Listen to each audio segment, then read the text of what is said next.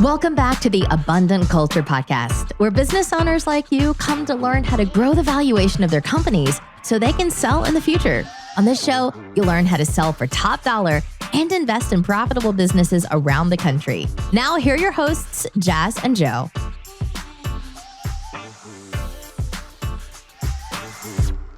Hi, Chad, and thank you again for coming on to the Abundant Culture Podcast. We're super excited to have you today because you always bring literally so much knowledge in the Inner Circle Mastermind that we're a part of. And I don't know why we didn't have you on the podcast sooner, but you're here now. But before we talk about all the marketing and business stuff, we have to ask you, what is that entrepreneurial journey like? Tell us how you even got to the point you're at now. Yeah, for sure. Well, thanks for having me on. So my journey is a little unconventional, probably like most entrepreneurs, right? It's never just that linear line, right?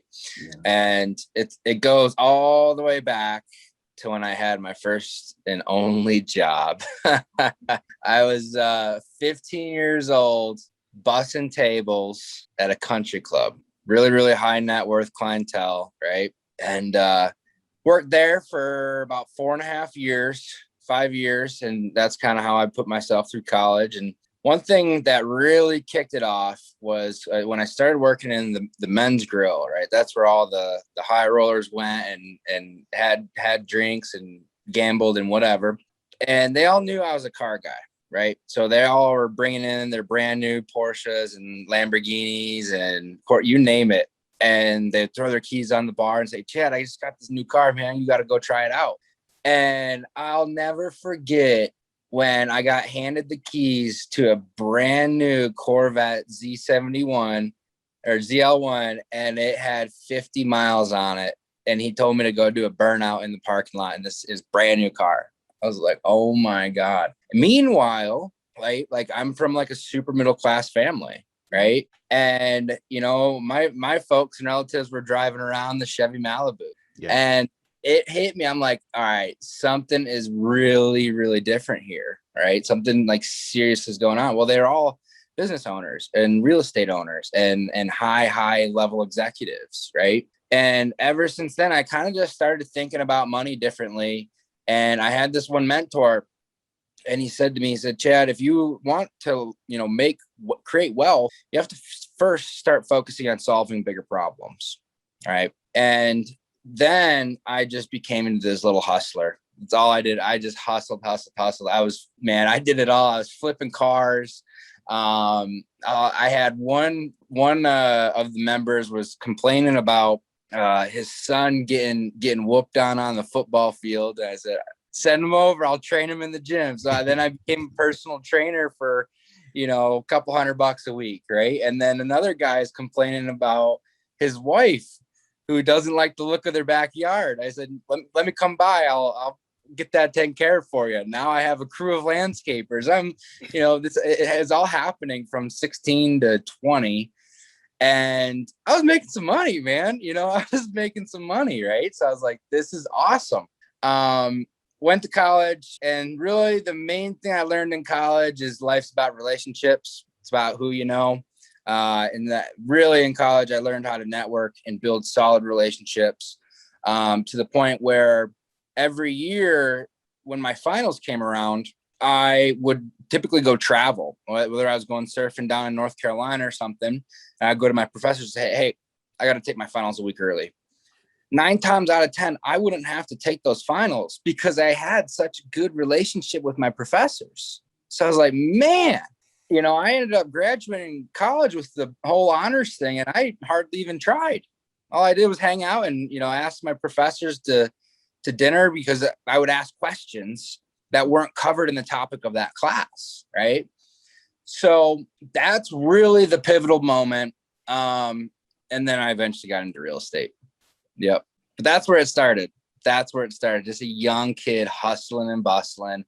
If you had a problem, I wanted to solve it and put some dollars in my pocket. That's all I didn't care about partying, didn't care about football games and chasing girls. Like, I cared about making money as a kid, man. I don't blame you. Right? That's really awesome story. And I think to any business owner that is listening to this, a great benefits package, if you can put it together, is find a way to let at least your guy employees figure out how to do burnouts and super expensive cars. Because I kid you not, I would have been so loyal to that job just because of that. I probably could have hated the work, probably didn't like the work, might not even like the coworkers, but I would stay and tolerate whatever I had to tolerate, at least for a little while, just to be able to do that. So that's awesome. That's amazing. That's crazy. So tell us like what you're up to in real estate now. Yeah, for sure. So we syndicate apartment buildings, and I've been doing that for going on 3 years now. And my main role in that business model is building out our marketing systems and automations, making sure they're living, they're thriving, they're bringing in leads on the money side, they're bringing in quality properties on the deal side. And that was like my superpower, and it still is, to get me involved in real estate. Because the truth is, the very first real estate deal I did was 82 unit apartment building in Branson, Missouri. I don't know how. I had never done a deal before in my life. I had no real estate experience whatsoever, but now I'm in a place where we buy apartments, right? And that's what eventually kind of spawned what I used to call my ugly stepchild consulting company, because I had no idea like what I was doing when I first started it.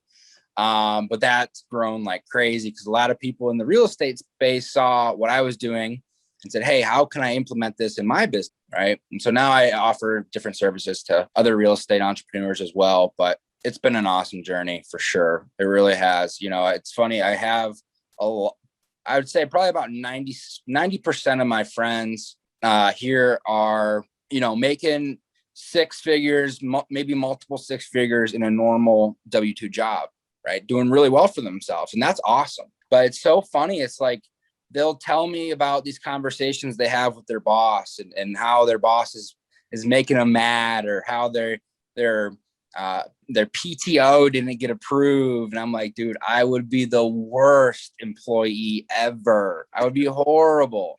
And so I joke, and I joke all the time, and, you know, I'll say, oh, I got fired and I'm unemployable and this and that. And it's just fun. Right. But the truth is, like, I would be a horrible employee. So I'm really, really glad this has at least worked out this far. Yeah, that's good. I think I'm a similar way, because even when I was trying to find work, it was very hard for me. So evidently other people think I'm unemployable as well, which in the long term worked out. But one of the questions that I really wanted to ask you about, because when you speak about the marketing and things of that nature, your expertise like really shines. It's like, oh crap, like this guy is like, he didn't just watch some YouTube video and then quoted me the YouTube video. It's like he's done reps and sets of this, and now he's awesome at it. Can you tell us about, like, I guess, what are your favorite marketing strategies as a business owner to use, whether you're raising capital for real estate deals or even finding the real estate deals themselves? Yeah, for sure. And I'll try and speak in a way where all business owners can grab something from it, right? Yeah. The biggest one I see that is the game changer for me and the people I've worked with and the folks who hired or who have fired somebody and had a bad experience with somebody. It seems like where everyone goes wrong is there's actually two pieces here. Number one, they try to get married on the first date, right? Whether I'm trying to find someone who wants to invest $250,000 into a real estate deal, or I'm trying to sell them, you know, a $5,000, you know, high ticket education offer, right? Where I see a lot of people go wrong is they just go straight to the offer, right? No rapport, no goodwill, no authority, no social proof, right? There's a lot of things that have to happen inside of our mind as a buyer before we can say, yes, this is what I need to do. Because the fact of the matter is, letting go of your money is oftentimes painful, right? Like whether it's for a good investment or not. Yeah. Have an attachment to the things we work hard for. And so you have to understand the level of the psyche of a buyer, right? What are they going through, and what steps need to taken to make that transaction, number one, pleasantful for them to take, but also have them make sure that you're selling to the right people, right? Because nobody wants to have it. Actually, this is actually pretty funny because this happened to us. Nobody wants to have the investor in their real estate deal who's calling them every month and, hey, Chad, did Sally renew her lease in 103? What color are we painting the doors? How's the maintenance man's cat doing? You don't want that investor, right? So putting the right offer in front of the right person at the right time, so crucial. And then, spending the subsequent steps along the way, really. And I think where people just miss the step is they're not trying to digitize their selling process as if they would face to face, right? If you knock on my door and you're trying to sell me something for $1,500, a good salesperson is likely going to try quickly build a little bit of rapport. They'll probably compliment my car in the driveway, right? They'll probably tell me, hey, I like cars too. Here's what I got, right? They're going to try and connect, right? And then from there, they'll probably try to establish a need. Do I need this product? What, does it help me reach a goal? Does it help me avoid a pain? And when it comes to online marketing in general, I think a lot of people just kind of go rogue. And maybe it's because we have this marketing culture right now that sometimes gives off the facade that Facebook ads are just a money generating machine, but that's just not true. Like you could go and try and make a Facebook ad campaign and it be terrible and you won't see any ROI, right? And so there's certainly a process to it. And yeah, I mean, for me, it's always just about testing. And, I think regardless of what industry, what offer, it's not as straightforward as people make it seem. Right. And I think, someone will, and I see this happen a lot with marketing agencies and stuff. They'll just set up an ad campaign and say, oh, it's live, but they're not taking the time to track the data, test optimizations, test conversions, test headlines, etc., and really get that cost per lead as low as it possibly can, which is going to increase your ROI on those kind of campaigns. So I know I kind of rambled there, but yeah, I just think the truth is when I was in college, we had this accounting professor, and he would always say, numbers and finance is the language of business. If you don't know your numbers, you're dead. That's so true, right? Mm-hmm. But here's where he went wrong. He would make fun of marketing majors and say it was a stupid major. But the truth is, if I'm not bringing money into your business through proper marketing, there are no numbers. Your accounting, your numbers it don't matter. Yeah. And I saw that culture, people kind of knocking that for quite some time. But marketing, proper marketing is a science, and it is just an insanely massive revenue generating piece of a business. Absolutely. So I treat it as such, right? So yeah. And I think that's so true as well. And I think marketing, it's funny because I think humans have naturally grown to have face-to-face interactions. So we handle in-person interactions very well. And then we move to Zoom and we do okay there. We move to phone calls, we do okay there. But then for some reason, when it comes to digital advertising, it's all hell breaks loose and everything falls apart. And I'm even, guilty of that side too, where it's I can talk to somebody and build such a great relationship, either through phone or Zoom or in person. And then when it comes to online, it's like everybody wants to just kind of stay away. I just have a bubble force field around me. And it's when I was speaking to you, and when you were speaking the other day, I realized that it's for whatever reason, people interact differently online than they might on in person. So in your opinion, why does that happen? And I guess what are some things that someone can do to kind of just fix that? Yeah, no, that's an awesome question. I'm really glad you asked that. And it's the simple answer of time. When you're writing an email, you have as much time as you want, right? You can go look up fancy words. You can triple check your grammar, your punctuation. You have all the time in the world to construct that email. Same with a personal, message on Facebook. Same with a Facebook ad. You have all the time in the world. And so I think a lot of times people think, oh, I need to sound this way. My people want me to sound this way. I want polished, punctual, et cetera, et cetera. But oftentimes when you do that, it just takes away the authenticity of yourself, right? And especially in, it's different across different businesses, but especially like in a brand-based business, like especially my business, where my face is the brand of my businesses. I don't even think about it. When I'm typing something out or building an automated LinkedIn campaign off a different profile or whatever, I just speak exactly how I would normally speak to somebody if I was meeting them for a beer, right? It's the same with email marketing, right? Like when you start to automate those things, my goal with all of my email campaigns is so that at one point or another, the person reading it feels like I wrote it directly to them and nobody else, right? When somebody replies to my automated email, I'm ecstatic, right? Because it shows me they connected with it. They read it, they connected with it, and they took the time to reply back, right? So yeah, I mean, I just, again, it's different in different businesses, but in mine, I love the fact that I can do business as myself, as I normally would, just having a conversation, and just show up to my business, to my brand as my authentic self every single time, which makes it a lot easier too. It makes it much more relaxing when you don't have to put on a new hat every other week, right? Yeah.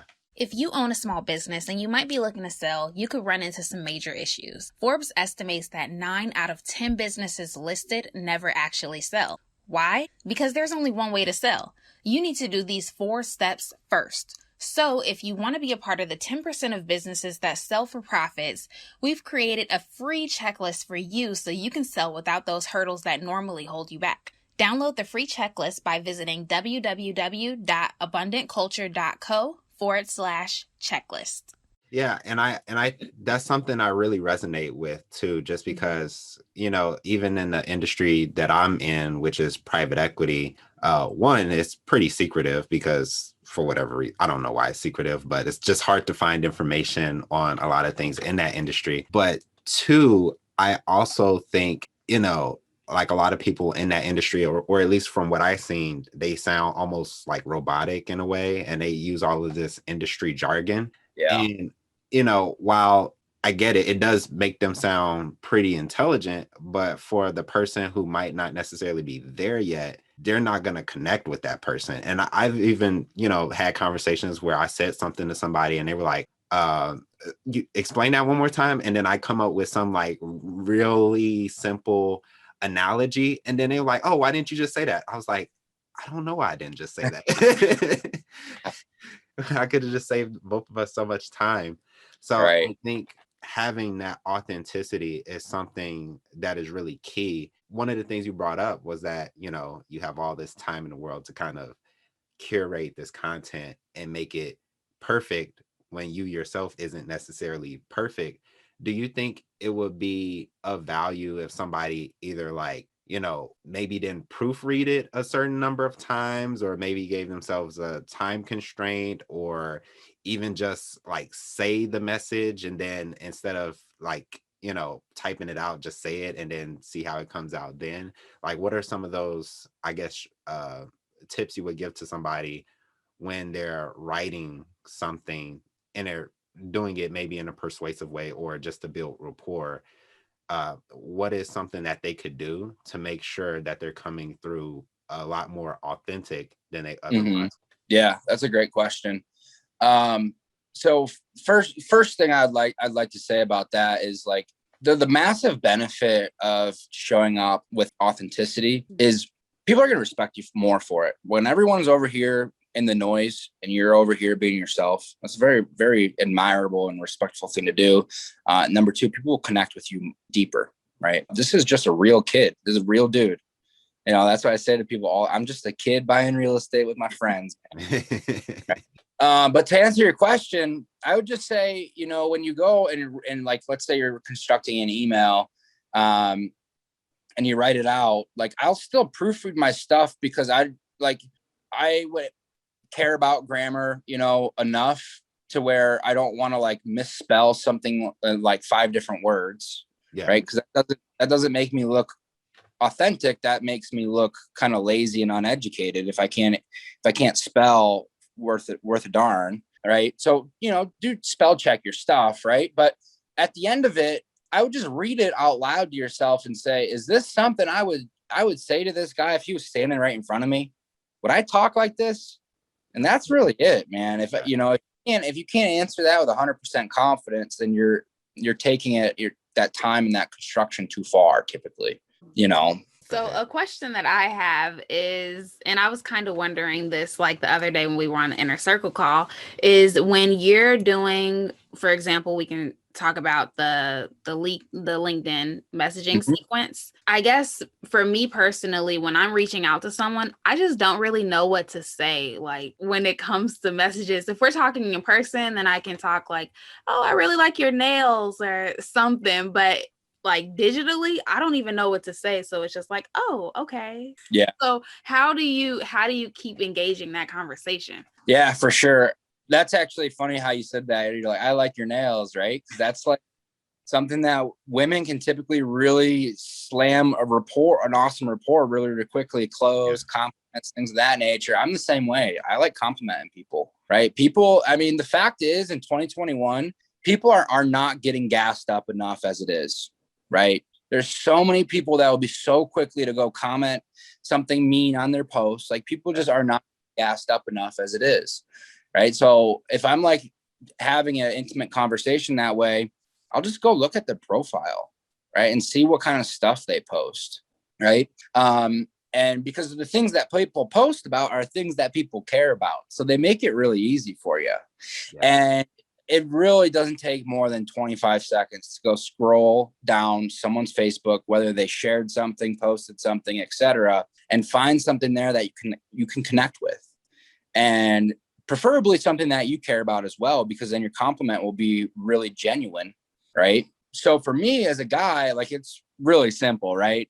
Cars, bikes, sports. If somebody agrees with me politically, we're best friends. Right? We're best friends. And if not, that's fine. We don't talk about it, right? Like, so check that stuff out. And it just makes such an easy way to stand out from the crowd and stand out from the guy who just pitched somebody without even looking at their profile, Yeah, totally true. Yeah, lead with compliments. You can't go wrong with compliments, you really can't. So with what you're doing now, would you say that LinkedIn is your favorite like platform, or do you have like, what are the, I guess, top 3 platforms that you actually think are good for marketing for what you do? Yeah. So that's a really good question. So there's 2 different sides to that, right? You have organic traffic, which is, people, for example, somebody listening to this podcast, right? They came across you provided them an awesome episode, and they organically want to reach out and work with you, right? Then you have paid traffic, right? Those are those sponsored ads on Facebook or Instagram or the videos before you watch your YouTube video. That's paid traffic. So organically, I do like LinkedIn a lot because you can grow that profile pretty quickly. And LinkedIn, like I said in that inner circle call, like it's the Google of professional people. Like you can really hyper target exactly who you want to connect with and open up conversations that way. On the paid side, LinkedIn is not so great, depending on who your audience is. Like, for example, I was running some I was running some paid ads on LinkedIn for a client.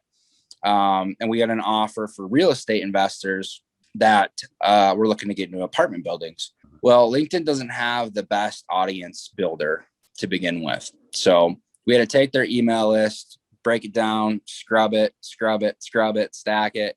And then we could, create lookalike audiences on LinkedIn. So it's just not the most user-friendly ads manager on LinkedIn. On Facebook and Instagram, paid ads, by far my favorite. I can get my costs really, really cheap per lead. And it just has like a really well done ads manager and audience builder. So I can go target exactly who I want. And on the organic side, I love Facebook so much, specifically because oftentimes, it's really easy to stand out from the crowd there too, right?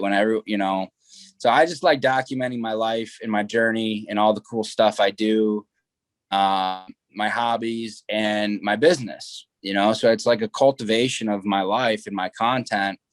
And that has done an extraordinary job just attracting my ideal client avatar, just the exact person I want to work with. And so that's been really awesome. But if you're looking for like serious traffic to an offer or to something you want to test, organic just can't produce enough clicks that paid traffic can produce. And so you kind of have to, right? If you're trying to have, some serious eyes on your offer. So I like the YouTubes for organic. Well, I personally don't have a YouTube channel. One of my best friends is getting pretty YouTube famous. I think he's probably about 300,000 subscribers. Nice. It's him and his wife. They're in the automotive space and they wrap supercars in Park City, Utah. And, man, it's just blowing up their business. They have a mobile detailing business and their YouTube and their wrapping business, and it just blows them up. People will ship their cars all over the country to their wrap shop because of their awesome content. And, not even in all of their it's not like all about wrapping. It's just about their life and the fun stuff that they do. So I do like YouTube as well. I just haven't focused the time and allocated it to building my own channel, but it's on the list. So yeah. Noted. Awesome. So a quick question I have before we start wrapping it up is Joe and I keep hearing that with paid ads, like with Facebook ads, you should spend a certain amount for the ad spend to get like enough traffic. And we've heard different numbers, like you should spend $500 a month, you should spend $1,000, you should spend $1,500. So in your opinion, is like, what's that about? Yeah. I mean, breaking it down per month makes sense if you have a proven offer and a proven process. But the truth is most people don't, right? Most people are like launching a campaign to try and figure it out. Right. And so for me, that's a per day budget. I want to track that every single day. And I would say the smallest budget to feel comfortable getting like some accurate data on would probably be $15 to $20 a day on a campaign, maybe 2 or 3 ads tops inside of that. But as you scale, right, like the number's unlimited, because if you're producing ROI on the ads, right, it makes sense to keep scaling those ads, right? But what's funny is I need to create a lead magnet that's something along the lines of the top 3 things you need to ask your marketing agency before you hire them. Because I would literally put my email in right now. Dude, I mean, it's so crucial, right? Because it's so easy to get started. Anybody can open up an ads manager account and just call themselves a marketer, right? And they oftentimes charge you a retainer and they don't get the results. And 2 months later, they move on to somebody else. Like that's terrible. But if somebody says, hey, we can't do this unless you have $5,000 a month ad spend, your offer won't work. I don't think they really know what they're talking about, So I'm glad you say that, because somebody did say something similar to that to me the other day. Yeah. The most crucial figure is your cost per conversion, right? How many dollars in Facebook ads do I need to spend to receive X ROI, right? So let's say you have $1,000 offer, okay, and I have to spend $20 on Facebook to make $1,000 on my offer. Keep scaling, right? If it's converting, working, and everything's good there, you keep scaling it. That cost per conversion, cost per lead, those numbers are crucial. Those numbers are really, really crucial. For our really high end stuff, like trying to target like accredited investors or potentially real estate entrepreneurs that we want to come to our events, etc. I still like to see my cost per leads below $10. That's nice. But if it's a free offer, you know, let's say I have a free webinar. I mean, man, you can get those cost per leads to less than $1, you know. So then it's up to you to be on the conversion side on the webinar, right? So just an example, but yeah, man, I'm gonna create that lead magnet, dude. Yeah, you gotta do it. Because I'll be the first person to put my email in for that. Right. I might not be your target audience, but I'm gonna download it anyway. Oh man, it would be so crucial for all business owners, because at some point or another, they're gonna get pitched by a marketing agency at one point or another. And probably 8 times out of 10, the people I've worked with tell me about how they got ripped off or screwed over by some marketing agency that promised them the world, underperformed, underdelivered, and went ghost. Man, it happens all the time. And so that'll be a passion project for me to put together that lead magnet, because I'm just tired of it. I'm just tired of it. You know? Yeah, that's definitely something that I think I see a lot as well. And it's kind of like you said, like even when I learned how easy it is to actually just launch a campaign, and I was actually surprised at how easy it was, but it's actually pretty difficult, or at least for me it was, to get good results from it. So it's like, you know, you can easily be somebody who doesn't really know what they're doing, and you can say, hey, I can get you X amount of leads from Facebook, because it's so simple to just hop on a platform. Like you could throw together an ad in maybe like 10, 15 minutes, maybe not even that. And I think a lot of people struggle. And I see the value in outsourcing that. I see the value in outsourcing a lot of things. And I think that's one of the things in business that, you know, the average business owner, if they're just working on scaling their business, I think they should oversee how those ads are performing, but they don't want to check that on a day-to-day basis. I don't want to check that on a day-to-day basis. So I know there's a lot of people out there who will find value in that lead magnet. So another question that I wanted to ask is kind of starting to wrap it up now.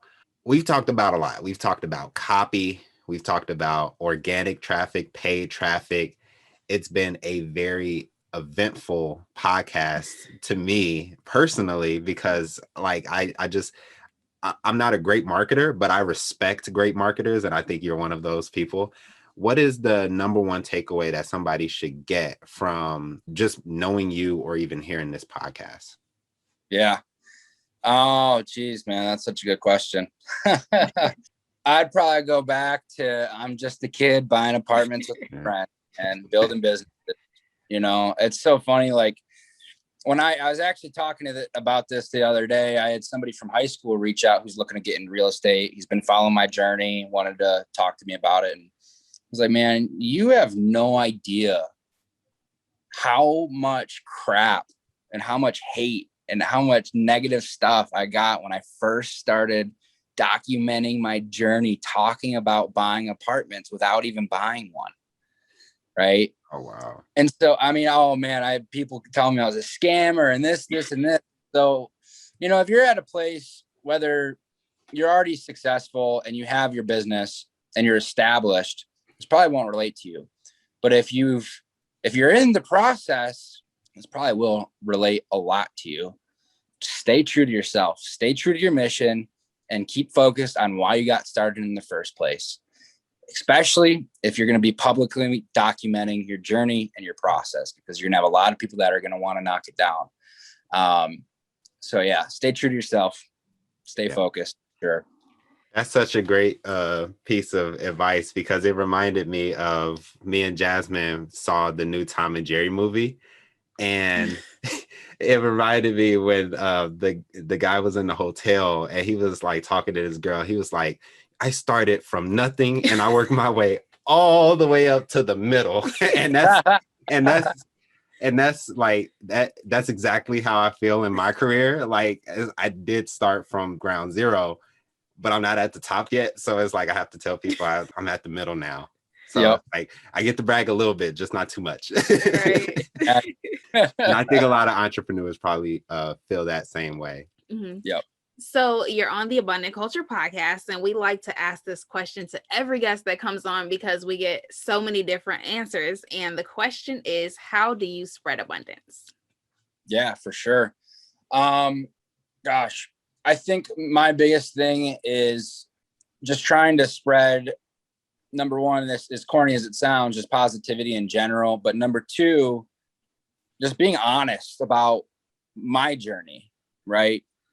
And showing people, number one, it's not all rainbows and daisies, right? And so I think, I don't know the exact figure, but just I've been documenting my journey as an entrepreneur on social media for going on about 4 years now. The amount of people who reach out to me, said, Chad, I just quit my job and went full time on my passion project on my business because of this. Or I've been following you and I just acquired my first single family rental because I watched your journey, right? I get that stuff all the time. And so it's just like, I won't stop doing it, because it impacts people positively. And I think it shows people like you can be different, and you don't have to live that norm of 9-to-5 life in a W-2 role, so, but yeah, I mean, I'll get on calls with people for free and stuff and just try and give advice and help and see where I can. And, just all around, I try to be a decent dude, Yeah, for sure. Well, I think you're doing a good job thus far. So keep it going. So if somebody wants to work with you or your team, how would they get into contact with you? Yeah, for sure. If you're interested in working with me, you can just go to chadwittfeldt.com. And if you're just interested in being my friend, you can go to Chad Wittfeldt on Facebook. Awesome. And to the person listening, make sure you check out the Inner Circle Mastermind, because as you can see, it's pretty awesome. We referenced it. I don't know how many times we referenced it in this one episode, but we also had DJ and Adam on, who are Chad's partners. So join the mastermind because it's awesome. And Chad, thank you again so much for coming onto the podcast and giving us a wealth of knowledge, because we learned so much. So I honestly, like the audience, like they probably, you blew their minds. So thank you. My pleasure. Appreciate you on. If you don't diversify your investment portfolio, you could end up losing it all. But most business owners don't know how to diversify to mitigate those risks. That's why we created this resource for you. This passive investing guide is a must-have if you're planning to invest in businesses. Don't hesitate. If you have more than 25 grand liquid, then you can't afford not to take advantage of this resource. Download the 4 reasons why in 2021 you need small businesses in your portfolio now by going to www.abundantculture.co/guide.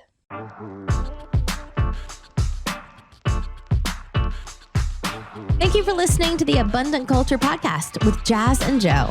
If you enjoyed this episode, make sure you subscribe, then leave an honest rating and review. And remember, we're ready to buy your business. So if you're ready to sell or passively invest in other small businesses, go to abundantculture.co for more information. We publish episodes every Friday, so we'll see you next week.